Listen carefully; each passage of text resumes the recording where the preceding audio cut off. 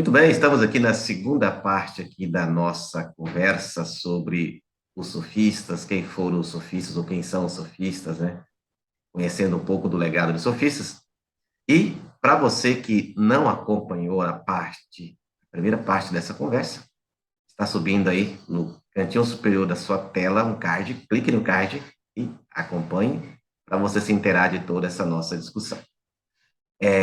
Marcos, você falou aqui no primeiro momento muito aqui do legado dos sofistas, né, com quem eles estavam dialogando, né, qual era o objetivo dos sofistas, como que eles já anteciparam muitas problematizações que a filosofia moderna vem fazer, a filosofia contemporânea, enfim.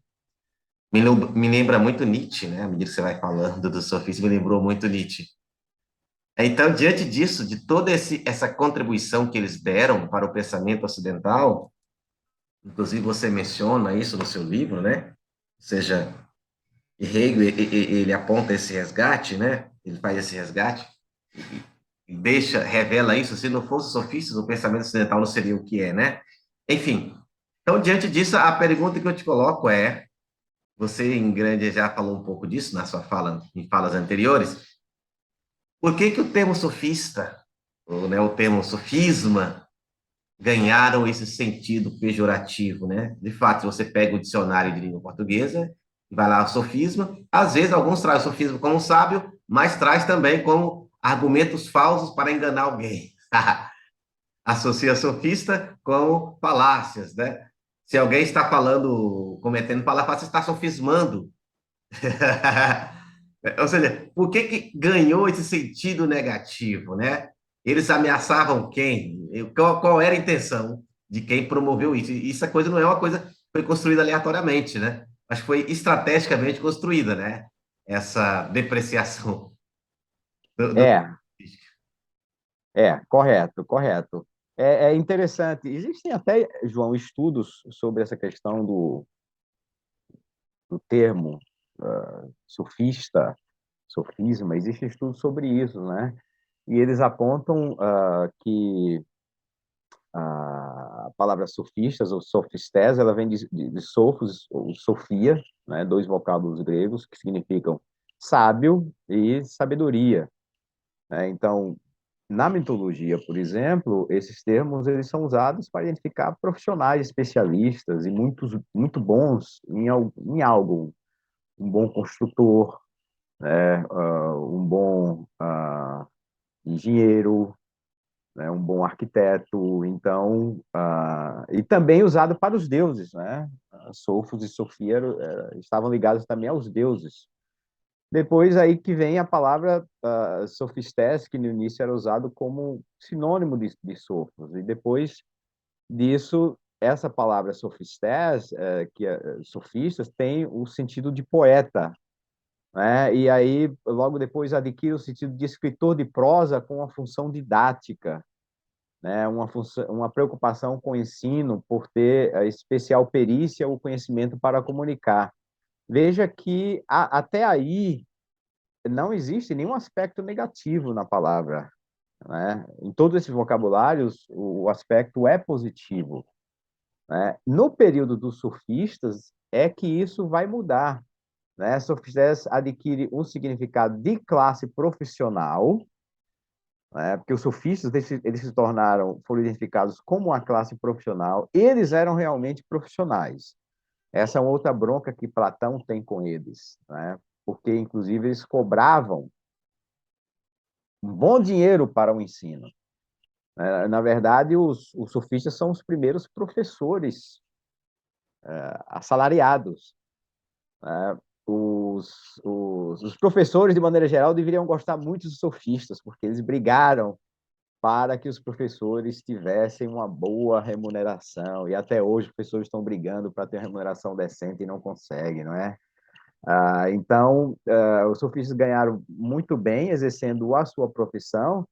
E nesse período, então, a partir de Platão, né, torna-se um termo de insulto com significado de charlatanismo. Então, se a gente puder identificar esse momento de virada de um termo que que tinha uma conotação extremamente positiva para uma conotação pejorativa, isso está em Platão.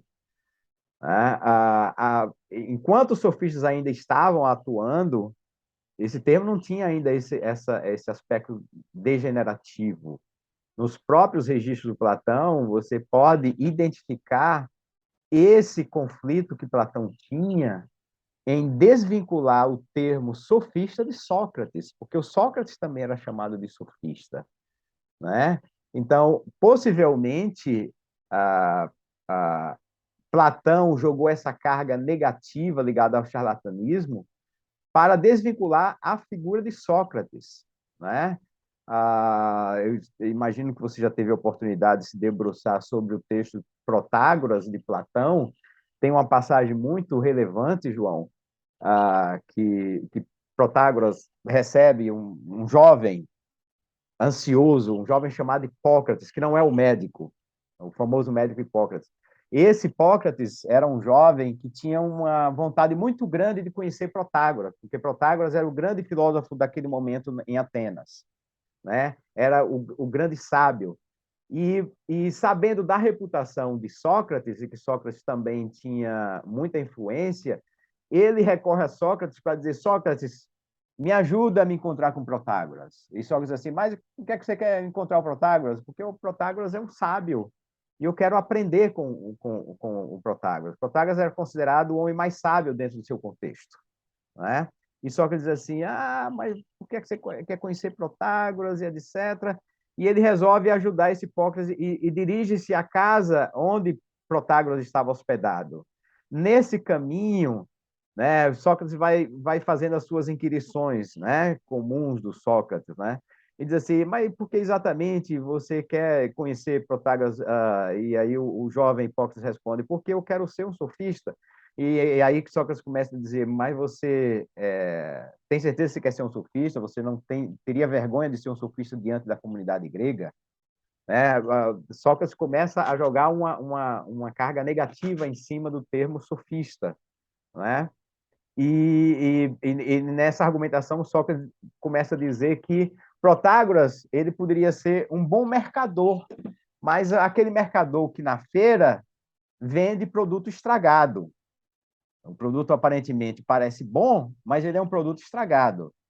E quando eles chegam na casa em que Protágoras está hospedado, que batem na porta, o escravo que é responsável por abrir a porta, né, da casa onde Protágoras estava hospedado, ele se nega a abrir a porta e diz assim: nós não podemos aceitar mais sofistas aqui, porque a narrativa de Platão indica que a casa estava cheia de sofistas querendo ouvir Protágoras.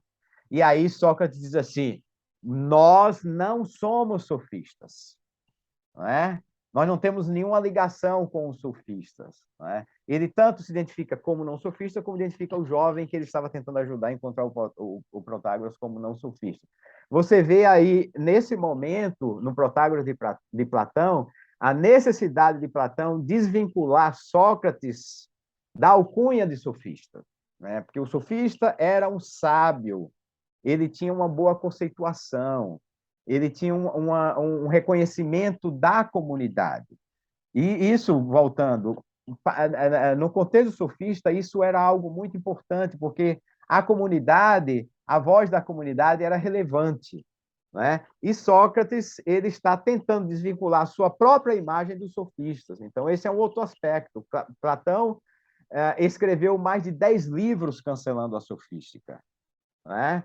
Um outro motivo também é porque também os textos sofistas foram destruídos Eu propositadamente. achei interessante você usar o termo cancelando a sofística. É, Como se usa nos textos?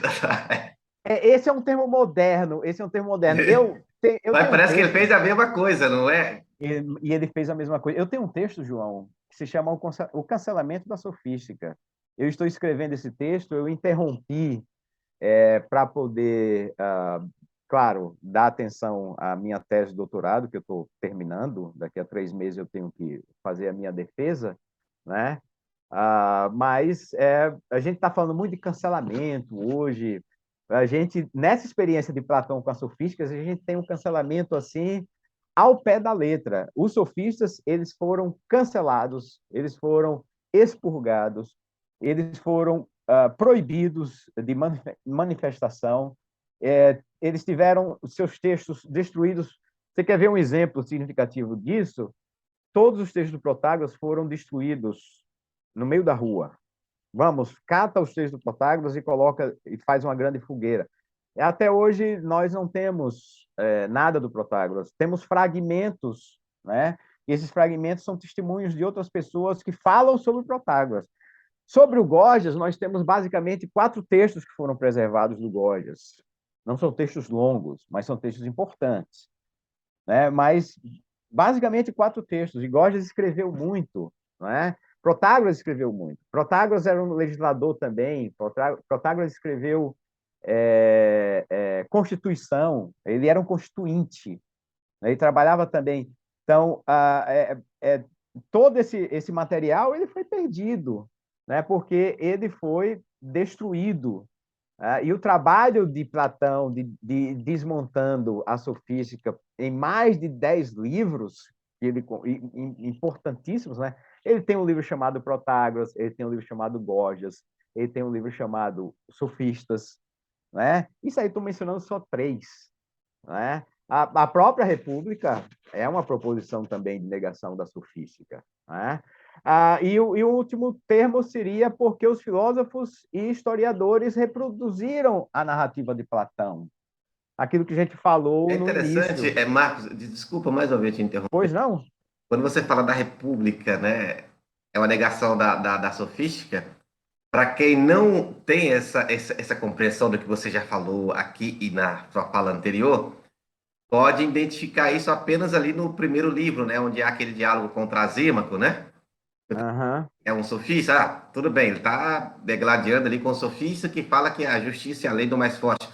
Mas uhum. o próprio modelo de polis que é apresentado na República nega o modelo de polis que a sofística, né, apontava, não é?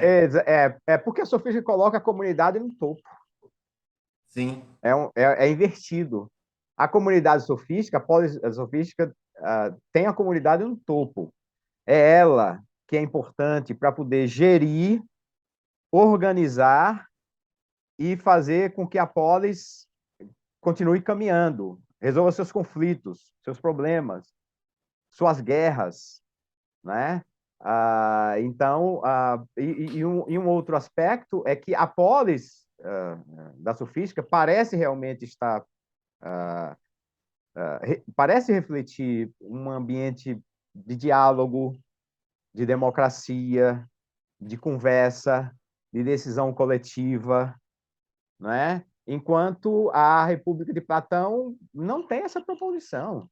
A República de Platão não tem, né? Platão, quando ele vai falar sobre o modelo da sua polis, que ele começa a fazer a crítica a cada um dos modelos conhecidos, né? A aristocracia, né?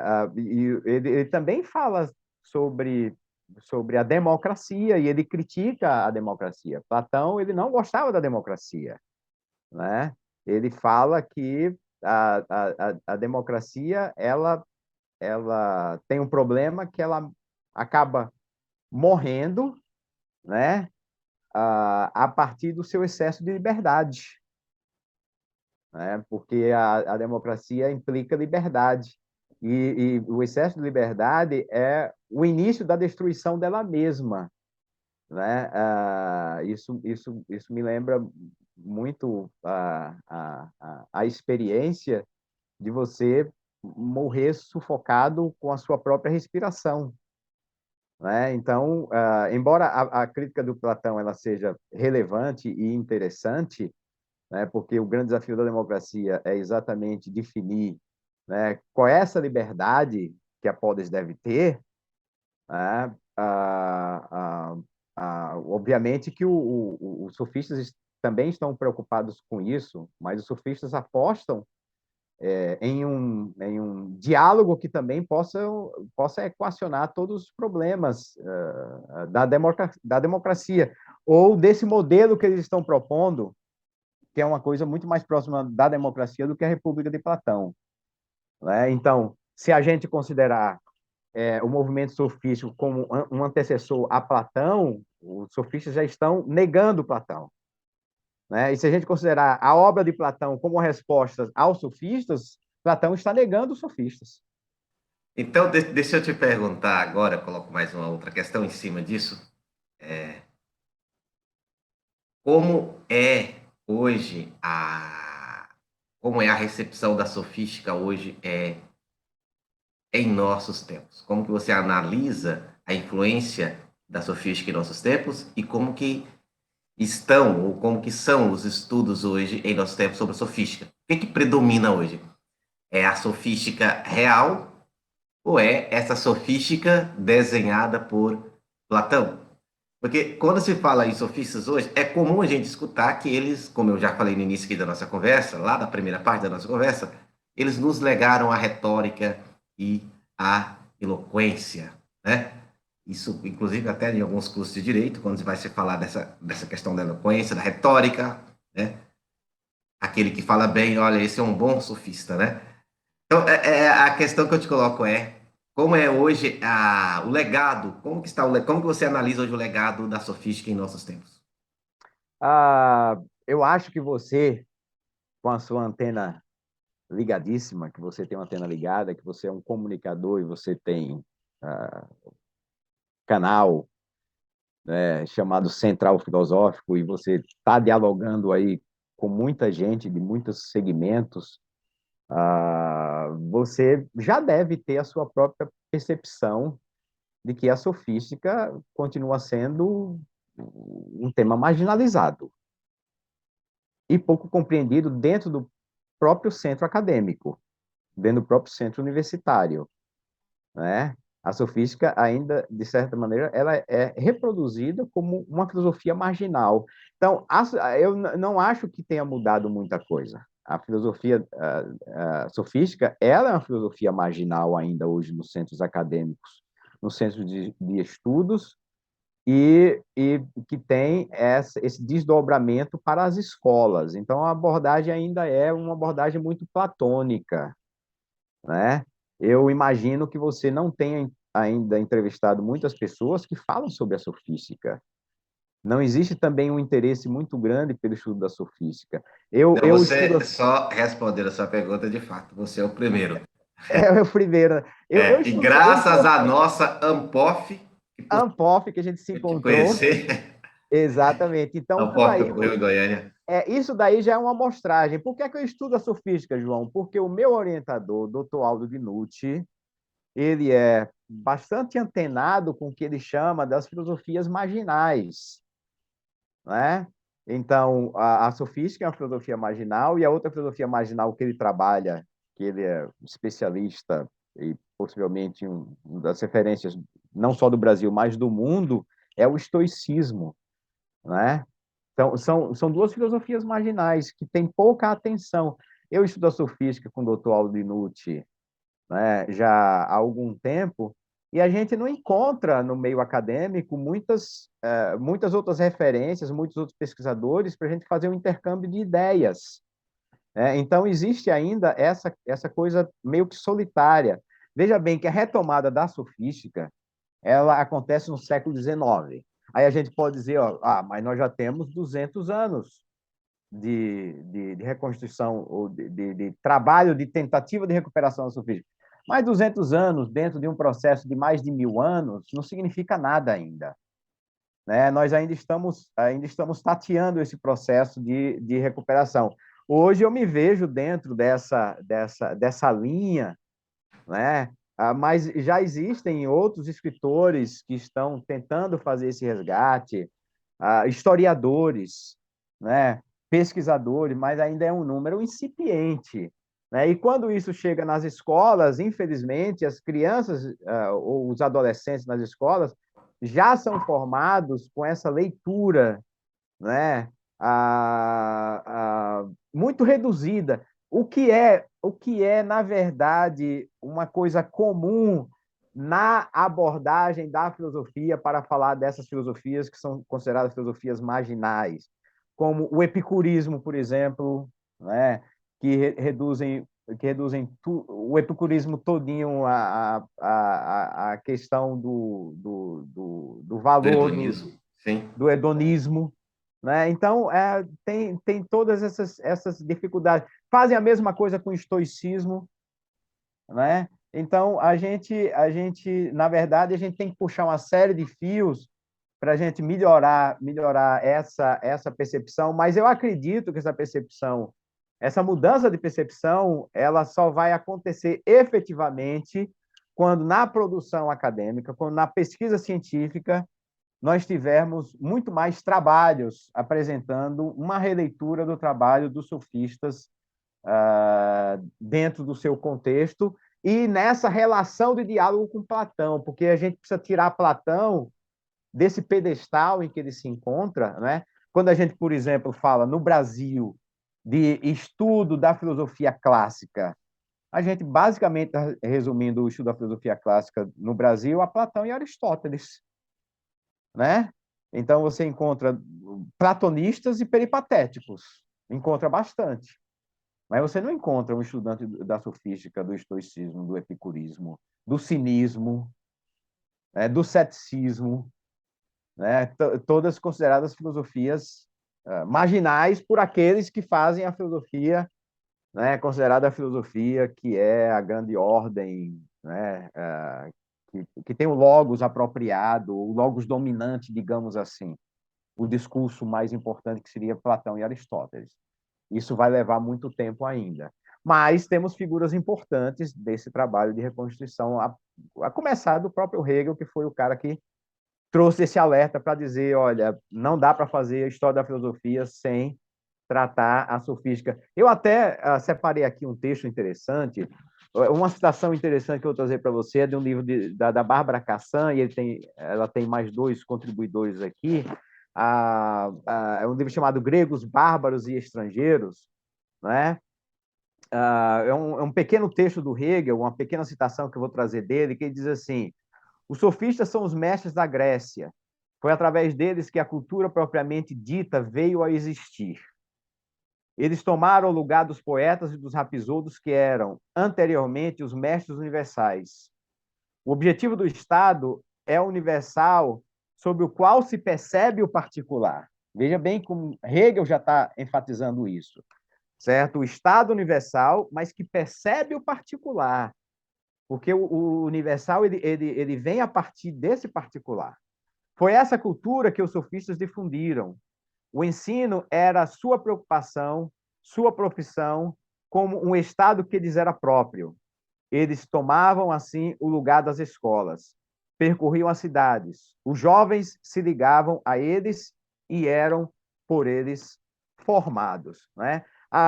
O Hegel termina dizendo que os jovens se ligavam a eles. As pessoas não fazem ideia do impacto que a sofista causou no seu tempo. Né?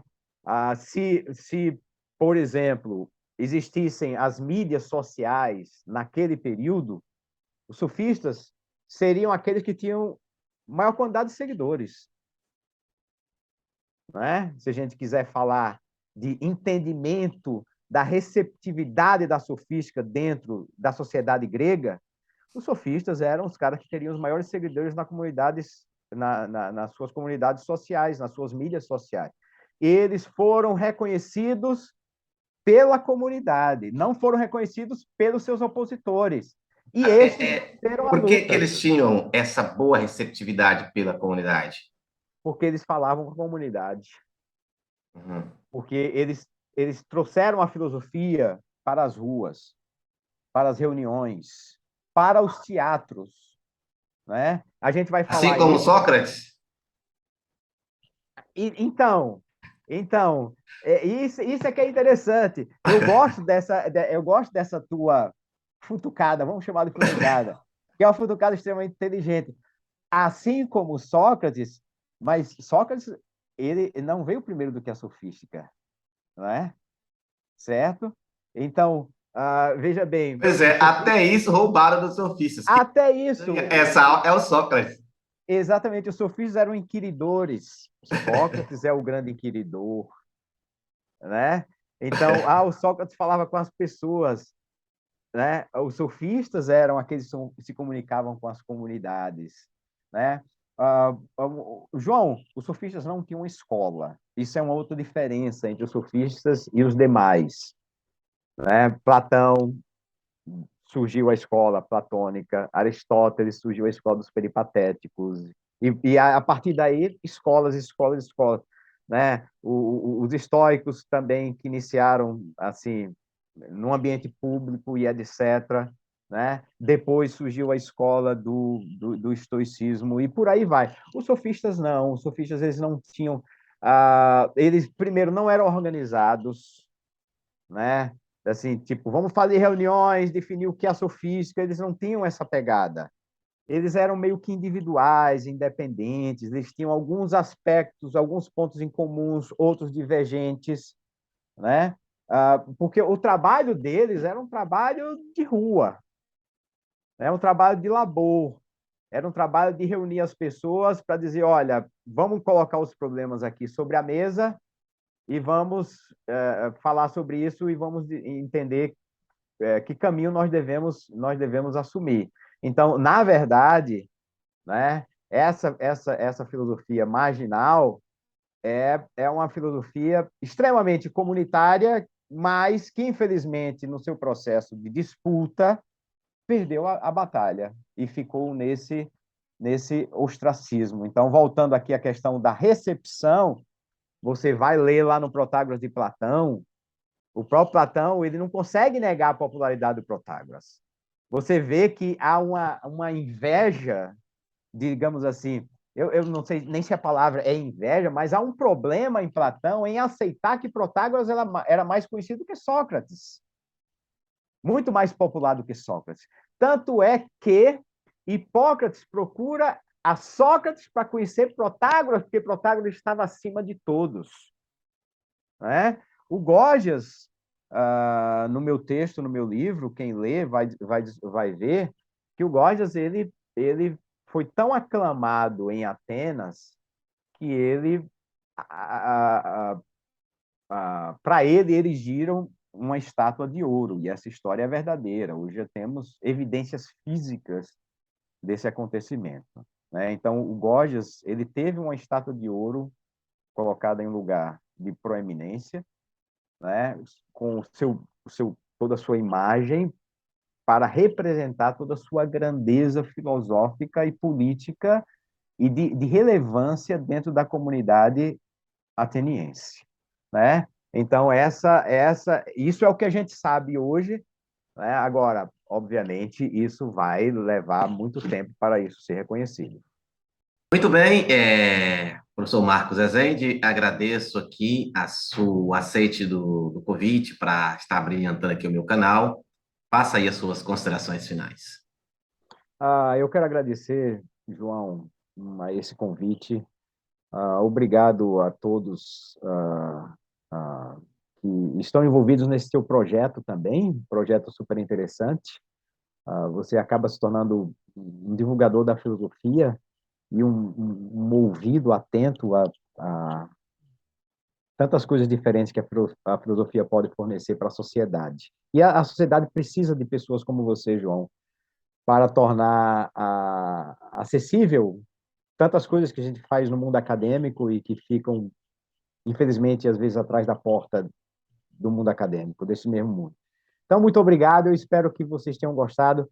Eu não estou trazendo nada que seja definitivo, tudo isso é pesquisa, a gente está sempre amadurecendo, né? Estamos abertos ao diálogo, aos contrapontos, inclusive, né? Para a gente aprender um pouco mais. E um abraço a você e a todos os nossos ouvintes e que você continue fazendo sucesso aí na sua empreitada. Muito obrigado por tudo. Gratidão, meu caro. Gratidão a você que nos acompanhou. Caso tenha se esquecido, deixe o seu like, comentários e compartilhe esse vídeo com mais pessoas, pois aquilo que é bom é para ser compartilhado. Meu abraço e nos veremos em um próximo vídeo.